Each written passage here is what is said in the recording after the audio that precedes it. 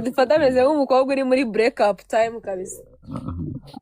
Umva rero umubwira Akoze nkanjye muri make. manzi uje kudiringa na muyobo kumvane mu kanwa. Ndakwiyamye kayoboka inzira igikuzimu kudiringa na manager umvane muri ako kayoza.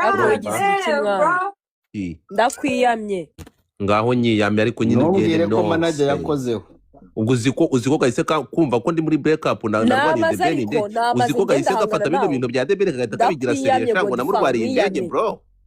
Reka musubize nakubajije nigeze nkubajije no uravuze ngo musubize ariko nta kibazo nabajije naye ndi kubasubiza nanjye sindi kukubaza mana ko ntugahangane bro. Gute ufata umuhanzi wanjye ukamwita ngo Nyamusi umuntu ntunze bro ukifata hano buretse ngaho nagutungiye neza kubyaremo. Oya Godi uvuze ko gutunze muri line yawe Godi kandi uvuze ko gutunze urabajije Godi wowe urabajije reka umuntu akuvugiteho Godfather avuga ibintu neza avuga ibintu bifatika n'ugende kwikazakaza avuga ibintu bifatika ni wikaza make sense Can you keep quiet? Ngiye kumyuting ariko make sense. Ngiye kumyuting. First of all ndahera ku bintu bibiri aribyo ndibuvugeho gusa. Ngiye kuvuga kuri iki kintu cyo kuvuga ngo ntabwo musimuzi. Simuzi sinkene no kumumenya. Umva nkubwire du. Nta munsi n'uyu. So abantu bagomba kumenya abantu banza wumvire no gusobanurira wakomeje kubaza ariko se nabi the Ben Dumba. Nta munsi n'umwe nigeze ngira n'ikiganiro na debeni kirimo guhererekanya amafaranga njye nawe imbere y'Uwiteka. Niba nkumvishe neza uravuze ngo debeni yishuraga uravuze ngo debeni yishuraga abantu ngo tuke Bruce Melody. Debeni mupiki tega amatwi ntabwo nkubwiye ngo uramukunda cyangwa maza wumve ahangaha urukumva nko mu ndirimbo zanjye zitashobora indirimbo zihoraho nzapfa nticumva urimo kumva nkunda indirimbo y'ibihe byose urukunyumva ni indirimbo ya debeni bita I Can See. I Can See urayibona urukumva uramutipe yaririmbanye ijwi rikomeye sizi uri kubyumva icyo ni igihangano umva kidashobora kumva mu matwi kuko gifite ibintu byinshi kinyibutsa. First of all ntabwo ajya asobanukirwa abahanzi n'ibihangano byabo turi kumwe. Indirimbo I Can See ni indirimbo I'm in love I can see. No, hari indirimbo ni ebyiri zitandukanye. I can see ni I'm in love. I can see na I'm in love. I'm in love ntabwo nari mu rukundo ariko bitewe n'ahantu yasohotse ndi n'ubuzima nari ndimo n'icyo gihe nubwo nuko nari imeze. Nicyo yamfanye muri icyo gihe iriya ndirimbo. So indirimbo ubundi igihangano impamvu kibi igihangano nanjye nari abakobwa batatu muri iyo ndirimbo gikipinga memories urukunyumva. That's my guy. So gikipinga memories bura nkira ndirimbo I'm in love ihita inyibutsa situation nari ndimo icyo gihe n'uyu munsi nuvuga ngo muri icyo gihe nyumva naho yansanze nibyo yamfashije n'uburyo nayumvishemo sizende tukubyumvikana. I Can See iriya ndirimbo ndayibuka ajya kuyiperforminga muri UN nkibuka I'm in love aho nari ndi icyo gihe nibyo yamfashije n'iriya ndirimbo n'urugendo nafashe mu rugendo nari ndimo. So indirimbo mujye mutandukanya ibihangano n'abahanzi. So I can give him a respect bitewe ko yabaye umuhanzi w'icyo gihangano zizi urukunyumva iyo gato bimubahira. Respect is enough. Respect is enough. Sizi urukunyumva bagiye kurangiza respect is enough cyane man. God ukunda I Can See ukunda I'm in love sibyo? No ni indirimbo z'ibihe by'iteka ryose. Yego noneho niba uzikunda uwaziririmbye uri umufana we ndakugarukaho gato hari uretse gato winyiba uretse gato ni wowe ugiye kunyiba ntabwo nkwiba ndabigusobanurira ikibazo mubaza umuntu ikintu yaje kwasobanura mukamurigana ngaho banza usobanure nonge ariko ndabizi ko iyo question ndaza gusubira inyuma nyibaza ngaho mbwira. So ikintu ngomba uyu nguyu nyiri guhanga turi kumwe dufata urugero ndaguhereza urugero rumwe siko bimeze umugombe iki nyiri guhanga indirimbo z'ibihe byose uretse gato ziri muri CD manza wumve ariko se yewe baremera Eva nuko babaye ngiye kuguha urugero sibyo. Reba ibihangano bya R-Kelly siko bimeze. Urebe ibihangano bya PDD Godfather uvuga ibintu bihuye yego birahura uretse gato Peri uri gusakuza cyane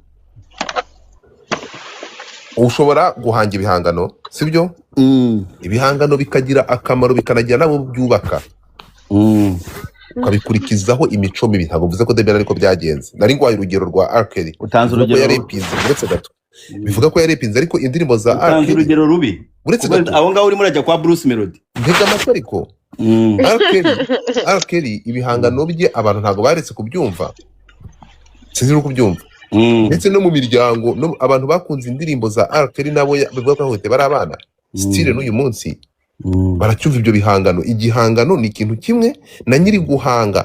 Dufate Mr Nice yaradususukije abantu ba kera twahozeho. End of the day yaje kuba imbwa aragenda mu biyobyabwenge aragenda mwarabibonye n'ibintu byinshi. So rero ibihangano na nyiri igihangano yagutenguha ariko ntutatinde. Uretse nyiri igihangano yakoze uretse gato nyiri igihangano yakoze mureke turamufata uretse tukagaruka gatoya rero. Uyu muntu wahimbye bira bihangano rukumva you give that person respect nk'umuntu wahinze ibyo bihangano kandi bigufasha n'uyu munsi ngiye sinshobora kureka kumva indirimbo za Deben.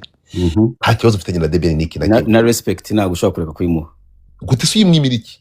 So uyimwimiriki gute se oya turimo kandi uretse gato n'uwo muntu akiri mu kazi ashobora guhanga ndashaka kuvuge ati nyimwimiriki pana uyimwimiriki ndakubaza. So ngo ngwiki so kubera ari wowe turimo turavugaho ndashaka kuvuga ati nyimwimiriki. Ndakubaza n'ubwa mbere numvishe ureke unyumve neza cyane. N'ubwa mbere urumva ko nkunda ibihangano bya Deben bivuze ngo ndi umufana we. Thank you so much. Wait a second. N'ubwa mbere numvishe umuntu abaza umufana ngo wanga umuntu wanga umuhanzi gute. Uretse gato Deben sindahura nawe nka Deben. Urukumva sindahura nawe sindabonana nawe sinigeze mvugana nawe. Nguki nta business nigeze nkorana na Deben. Kuri kumwe sindi umuproducer sindi umuhanzi urukunyumva sindi DJ naba narapfuye ikina Deben nta bihangano bye nacuranze wenda ko sinki bicuranga sinkora kuri radio ngo wenda nanze gucuranga indirimbo cyangwa nazinzaniye zicurange. Mbwira ikintu cyavuga ngo nanga Deben twaba dupiki ikintu Flix ushobora kumusubiza hagihari Furi oya Furi ashobora kugusubiza. Reka musubize Bansubiza nakubajije nigeze basikibazo ngo ngubajije no uravuze ngo musubize ariko nta kibazo nabajije naye ndi kubasubiza nanjye sindi kukubaza amana ko ugahangane bro. Gute ufata umuhanzi wanjye ukamwita ngo Nyamusi umuntu ntunze bro ukifata hano muretse ngaho nagutungiye neza kubyaremo. Oya God uvuze ko agutunze muri line yawe God kandi uvuze ko agutunze urabajije God wowe urabajije reka umuntu akuvana urabajije urabajije wirakara aka kantu ni keye cyane ubona ko akiri uruzingo bro. Namaze karimo karabyibuhanda gati urabajije reka niko kwireba sheri reka nirebe nibwo mbyutse karimo karabyibuha. Urabona Felix Dumba kamubwira ikibazo kamubwira ikintu kimwe iri shanwa nakabaye nanshimira Felix naramwicaje kuri telefone ambwira Felix kuva uyu munsi tangira wambara igikobwa. Felix ugomba kunshimira ambara gikobwa reka kwambara kigegera. Ubwo ni rwo yarwanaga na Dumba yaruko humura. Ariko se uyu modereta ninde ndi gukora ibintu akabihindura. Cyane mbona kwagushaho Eva ninde uri mwashiraho Eva. Okay. Neza ushaka nanjye nshiraho video. Urimo kunyumva ukumva du. So mujye mutandukanya ibintu rero urumva nyine mufata n'abantu ngahibaze sibyo ntabwo ndakasa mutwe ndabizi sibyo ariko reka kubweza ukuri ntabwo mbwira ariko vuga ngo upfikina Deben upfikina we koko ntabwo biro ndi umufana bro. Iyo umuntu utangiye kumudisrespectinga ukamwita ngo Nyamusi ukamufata ngo none maruzingo we ubaye uruzingo ukamuserereza man that's disrespect igendana na hatred. Umva God impamvu ibintu ukora atari byo.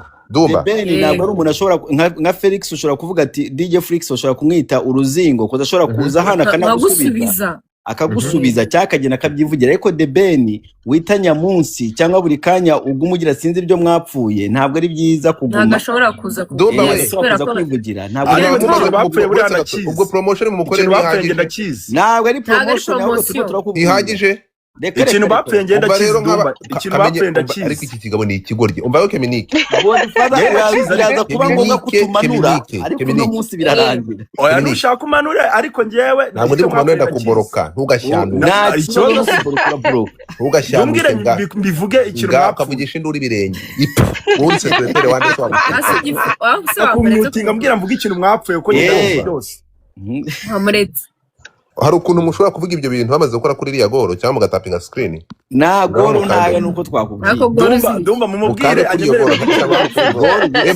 Eva kara yama coin wirirwa uhonga Dumba wampayeho uragahonga amazi y'ibishyimbo ndeko amazi y'ibishyimbo nakubwiye ko ugomba mu ikintu mwapfuye ugomba kumpereza ariko wowe urakutinda nawe turakumanura ukindira Dumba rero barimo baramyutinga uravuga ngo ndi gutira barimo baramyutinga nutakibona turakumanura rero ukumanura n'umyutinga uhitemo ubamubwire Dumba ubamubwire ikintu Godfather yatwe na Ben basezeranya amafaranga ntiyayamuha ibyo arabidukora byose Ben rero ntiwabwa ari ubwa mbere tubabaye basezeranya amafaranga ntiyayamuha nanga abantu bashyanuka ngaho uyu nukuri kumana mbabarira nyumvire vraiment oya njema mbizi mwana okay niba ubizi ubwo buretse gato nari ndi kugurisha de Beniki amafaranga yansezeranya yagura giki reba reka nkubwire reba igihe wirirwaga ukora space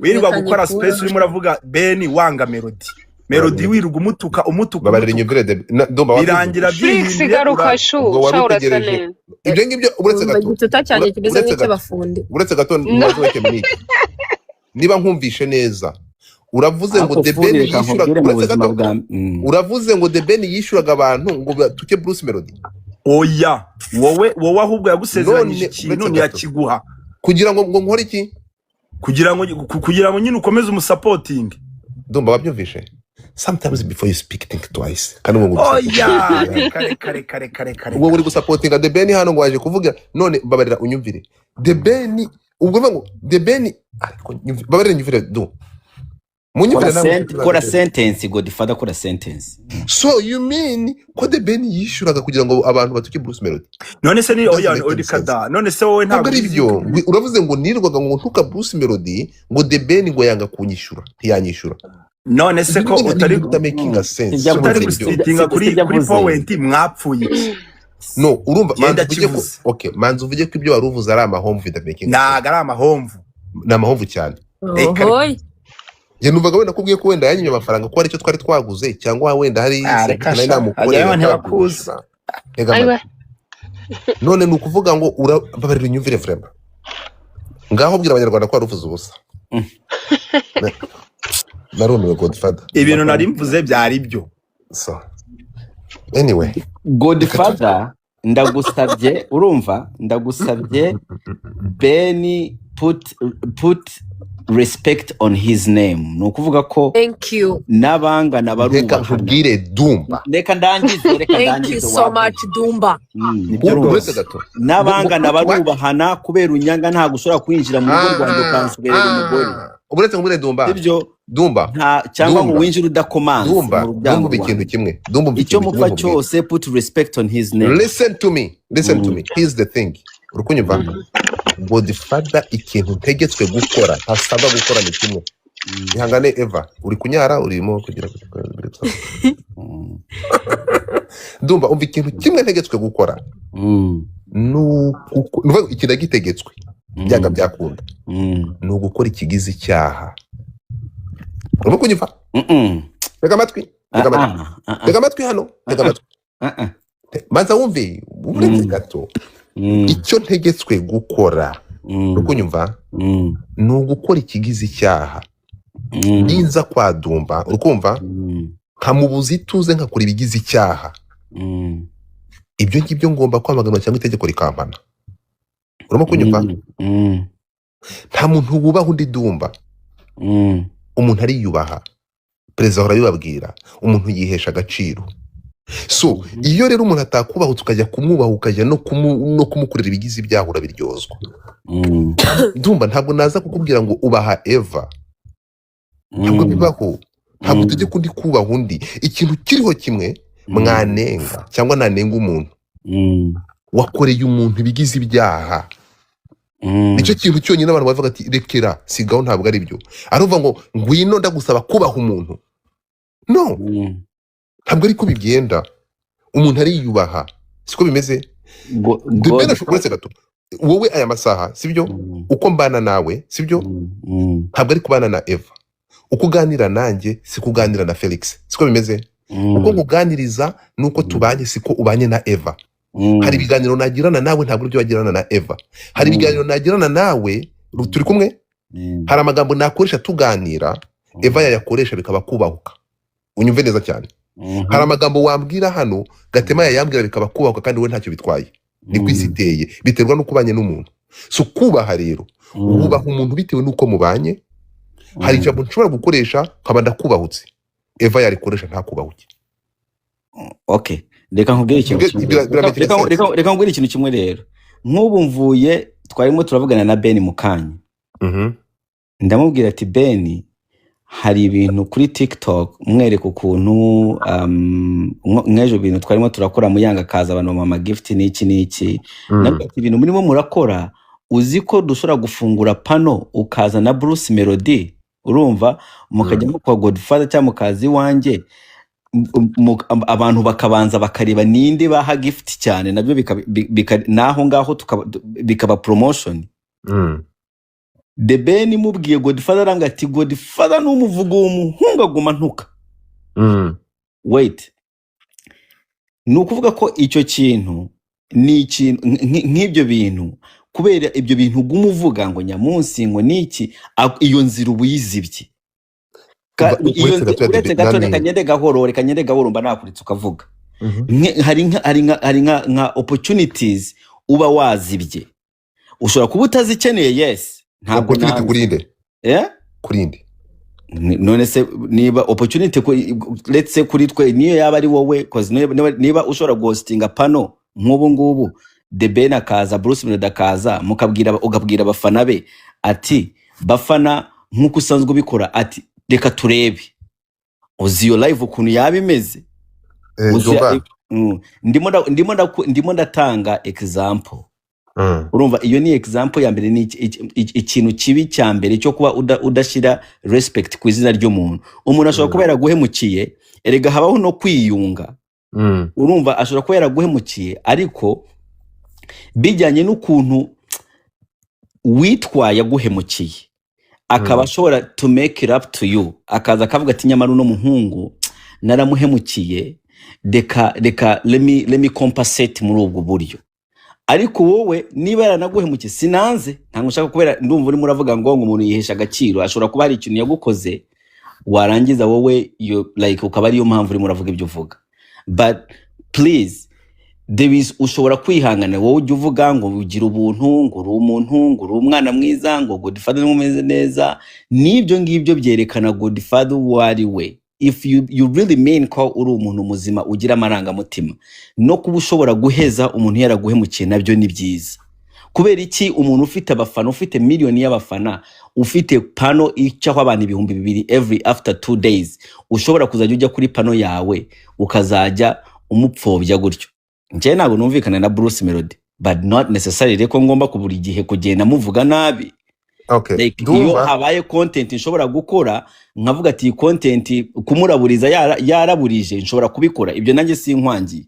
Like The Ben niba yaraburije ushobora kuvuga ati The Ben ni agabaye akora guje kandi ukabikora uvuga neza nk'umuntu urimo like urimo ubikora utari biased ko umwanga ukavuga ati no nesinemeranya nibi cyangwa nibi. But you cannot always come mu bafana ba abantu natwe turabafana kandi byaba ari ibintu bibi cyane nkanje na The Ben kumvikana nawe sinzi n'impamvu ariko reka nangize Godfather urimo kurangiza ariko urimo kunyabika isuri itariyo kandi ntabwo oya reka uraza kwikurayo ntabwo iyo uvuze ngo Ben ni nyamunsi nkaba ndi kumwe nawe numvikana nawe kandi nkumvikana na Ben akazajya yumva ko mba ndi kumwe n'abantu bamutuka iyo sura ntabwo aba ari nziza nayo kuri njyewe.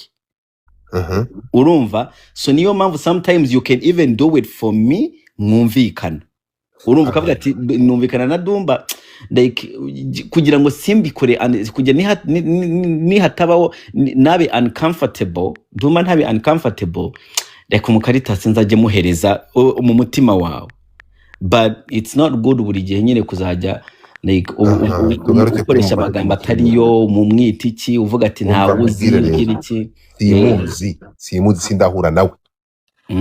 Ata rero ko kumenya sindahura nawe simuzi rero ariko ntabwo uri kuvuga ibintu kumva icyo bifatika. yashatse kuvuga. uretse gato namaze ceceka Kemini kaza nsubize Dumba urimo kunyumva kampere kuri icyo ngicyo uvuze cya nyuma uri kunyumva ntabwo kuvuga ko ntazi Godfather avuga ibintu neza, avuga ibintu bifatika, ntugende kwikazakaza, avuga ibintu bifatika, ni wikaze, ni Dumba wikaze. iyubahe Make sense. can you keep quiet Ngiye kumyutinga, ngiye kumyutinga, ariko make sense.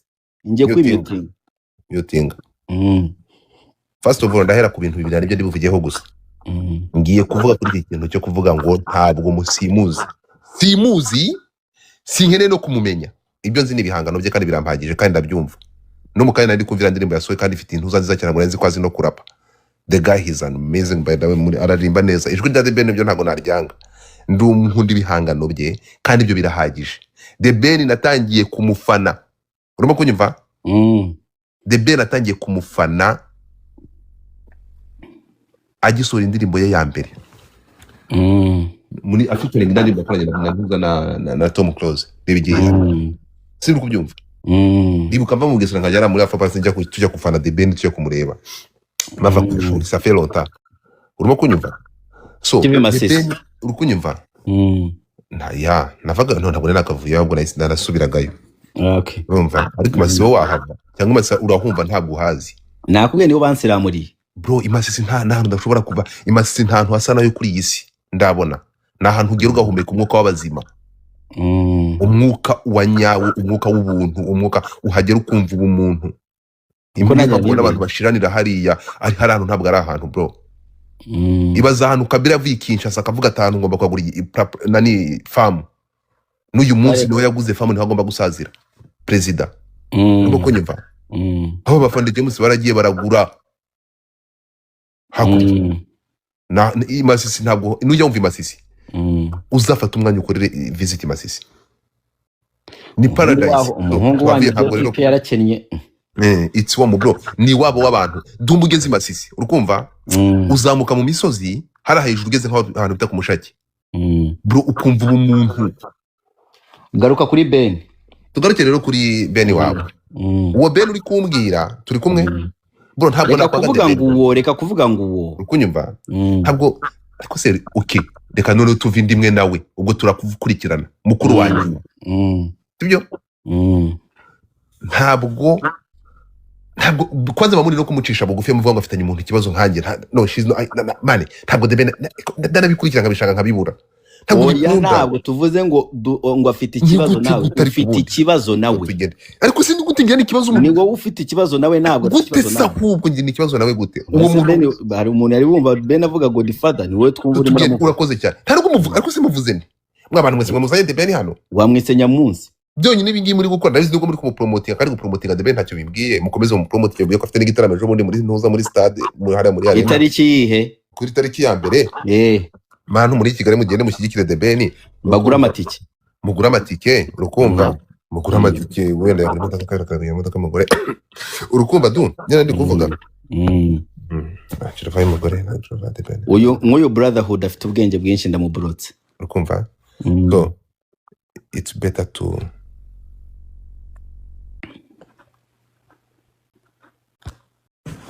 ngiki kiwerewere gatukure ubura nka rusake uruko nyumva icyo kintu cy'Amerika nkubwire siko bimeze guhostinga The Ben na Bruce Melody nta kintu byakongerera Godfather ufite urandusha platform you are famous uzaba hosting ibyo ntabwo Godfather I don't give a fuck ntabwo nashishikara kugira ngo hosting bariya bro maze guhostinga ama profile menshi cyane Godfather buretse gato ntabwo ndi kwiyemera buretse gato ntabwo mvuze ko ugiye kwiyemera ariko wa mugabo we wavuze ko utamvugiramo sawa ni ihangane hello thank you so much uyu muntu ukoze kuri goro ninde thank you keep going that is a good idea hallelujah urukumva abo ba Bruce Melody ba The Ben barutwa n'uyu muntu ubwo abantu bategereje kumpa gift Eva aranje kuma ni ukuvuga ngo abo bantu uri kumbwira bararutwa n'uyu muntu uri gukanda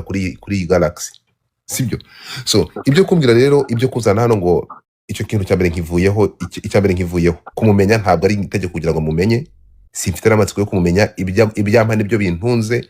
Ikintu mpuriyeho na Debeni ni ibihangano byiza nkabyumva bikaniryohera, ngafata mu bize zanjye nkagenda nkajya kuri platform yazishyuriyeho, niba arizo nishyura nkishyura, nicyo mpfana nawe. N'undi muhanzi wari we wese sintegetswe kujya kumukunda no kumushyashyariza, icyo kiveho, sinkene no kumumenya. Icyo nkeneye kumenya ni ukumenya niba yasohoye indirimbo nkayumva nkishyura, platform yayishyizeho nazo zikamwishyura.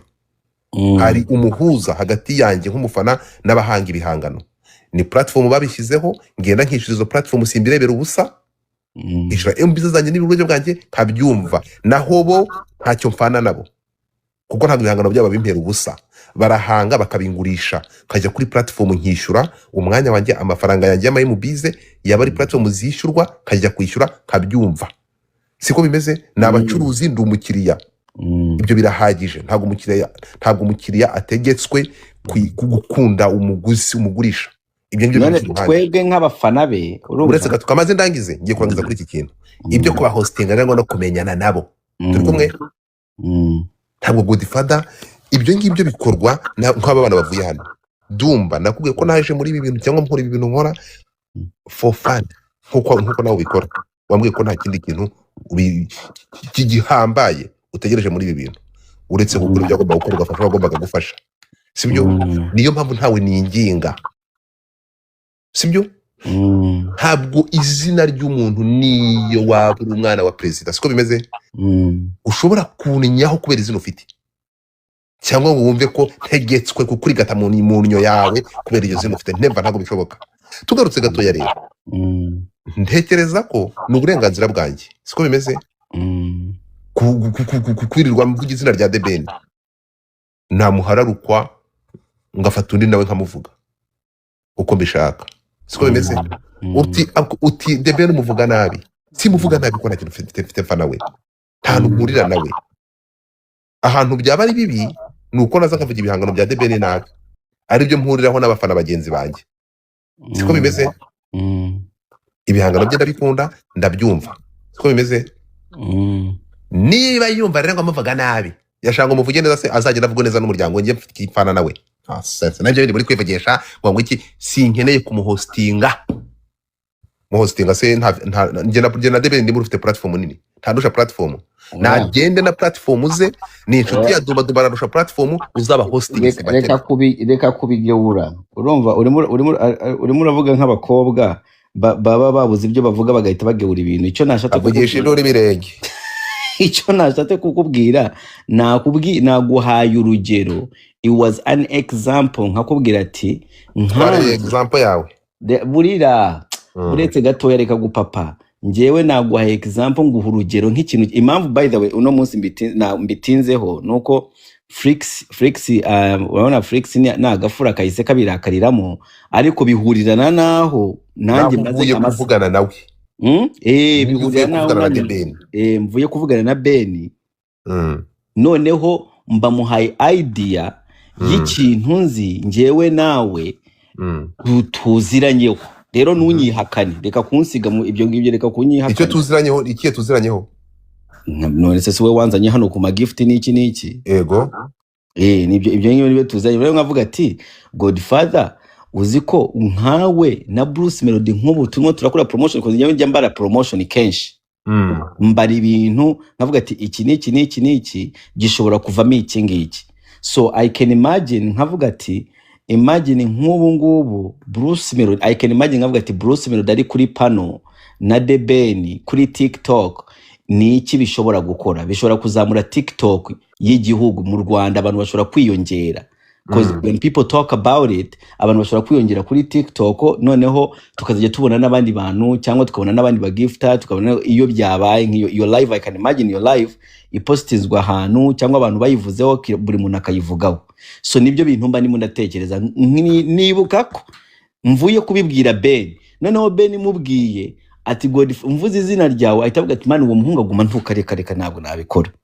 Urumva rero ako kantu ko kuvuga ngo aguma ntuka bihita bigaruka, nsanga na Flix arimo arakubwira ariko Debeni urashaka hiki. Noneho niyo mpamvu ndimo ndakubaza, ni byiza reka kuvuga ngo nongo kandi ngo pano yanyu ngo azagende ngo nazagende. I want you gukuramo ikibazo, ndashaka kukuramo ikibazo. Ushobora kuba utabyitagaho ariko ndashaka ko uretse gato kavuga ko uzi ko muri ubwo buryo ushobora kuba ufrena ibintu byiza byaba kuri industry nubwo erega ikintu ntabwo ari wowe ushobora kutacyungukamo ariko kikungukira abandi.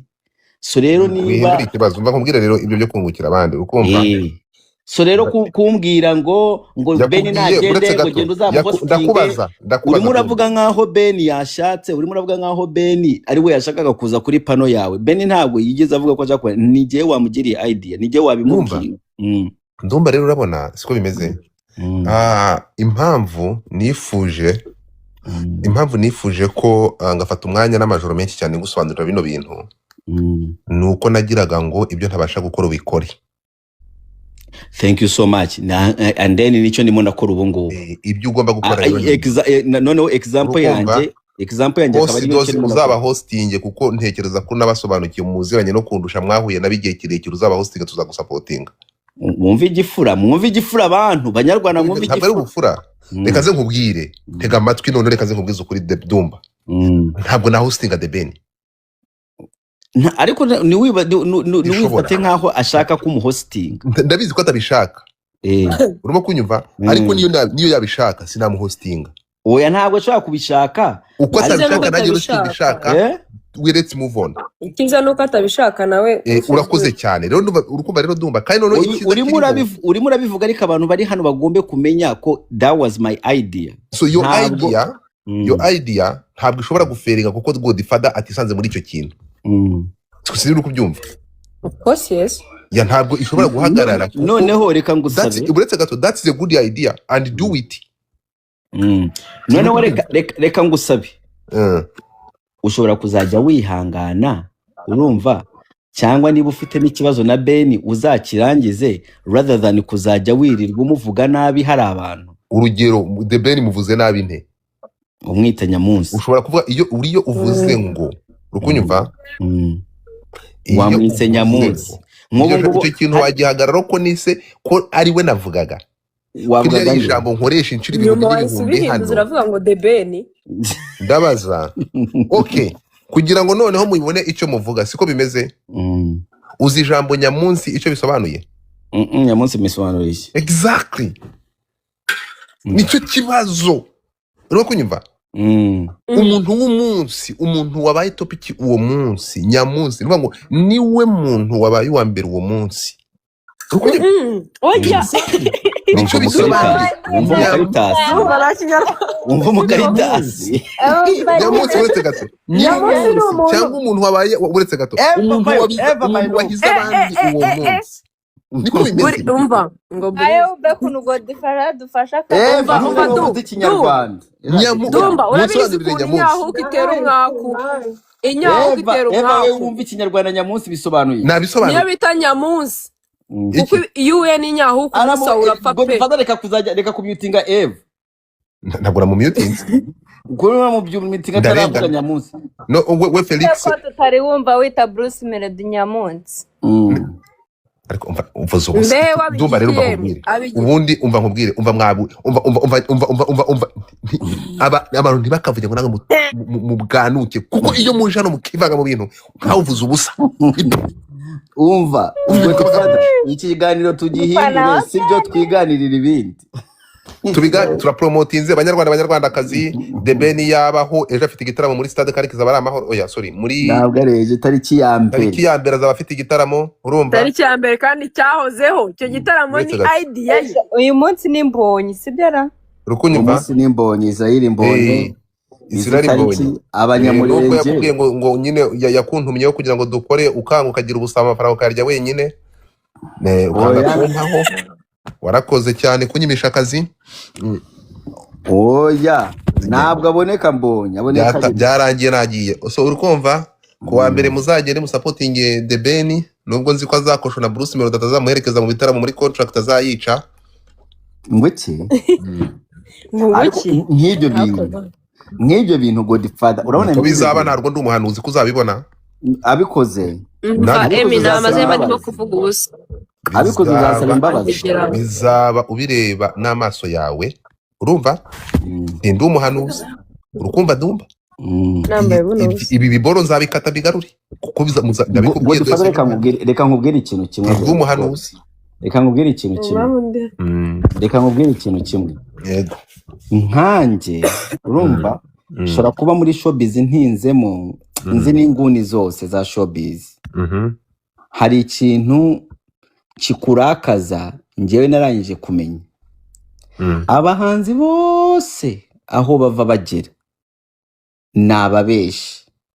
Impamvu babesha abantu abahanzi bose aho bava bagera ni ababeshi. Impamvu babesha nuko usually nko muri industry yacu nta mafaranga babona menshi ari aho ngaho. Rero ni ukuvuga ko sometimes ashobora kukubwira ati ndakwishura noneho wowe akabura n'ukuntu akwishura. Rero abahanzi ko kenshi barareba akavuga ati gose ndafata nimero ntafite amafaranga yo kumuha nayamwemereye ndayika biragenda gute. Ni nka kwa kundi bambara imyenda myiza bashatse kuvuga cyangwa ntabwo murangirize genda gahoro. Ni kwa kundi bambara imyenda myiza bakagenda kandi batabonye ico barya. Sasa rero ugasanga wowe yakubwiye ko aza kugwa amafaranga nayaguhe ukamurakarira. So umuntu ubizi neza buretse gatoya umuntu ubizi neza nkanje icyo kibazo nishira mu mwanya we kozi n'abahanzi benshi ushobora no kwishurira video nkabwiye ati genda. Ntabwo rero wigeze unganiraho na Debeni bro niba ari ukufata ibintu biranambaye. Njyewe ndumva ko hari ikibazo Debeni ikibazo akunze kugira n'abantu ni kimwe nta kindi Godfather nawe ushobora kumbesha. Ndakigusobanurira ngenda kubwira ko nuko abemerera ibintu cyane cyane ari amafaranga yarangiza nayabahe. Umva nkubwire du nta munsi n'uyu so abantu bagomba kumenya abantu banza wumve rero gusobanurira wakomeje ariko se nabi Debeni Dumba nta munsi n'umwe nigeze ngira n'ikiganiro na Debeni kirimo guhererekanya amafaranga nge nawe imbere y'Uwiteka. Debeni mupfiki ha business nigeze ngirana na Debeni ifite ikiganiro ngo tujyanye ikiganiro cy'amafaranga. Ngaho mbwira Debeni mupfiki ariko sinaba mfiki nawe mpurira he nawe ndakurira nka kwibwira no ndakubaza okay uburenze gato icyo kibazo wakimubajije Debeni yego ni akubwira ngo iki harambwiye tumuniga managuma ntuka reka nkubwire kandi noneho nagutinze nahandaza umwita Nyamunsi. Tega amatwi nkubwire nakubajije wowe kuvuga ko gihari kuvuze kuvuye kuganira nawe yakubwiye ko mfiki nawe ko mutuka sinzi ntabwo ajyanye wavuze ko twavuganaga he was my G siko bimeze nubwo bitigeze yambeshe Debeni ashobora kuba yambeshe. Ndakubajije uretse gato ndakubajije kuvuze kuvuye kuvugana nawe ariko ukakubwira ko nguma mutuka wamajije aguhora icyo akubwira ngo nubwo ntajya mbikora muri kumbeshyera wari wemeye nubwo muri kumbeshyera bitaba ntabwo nshobora ubico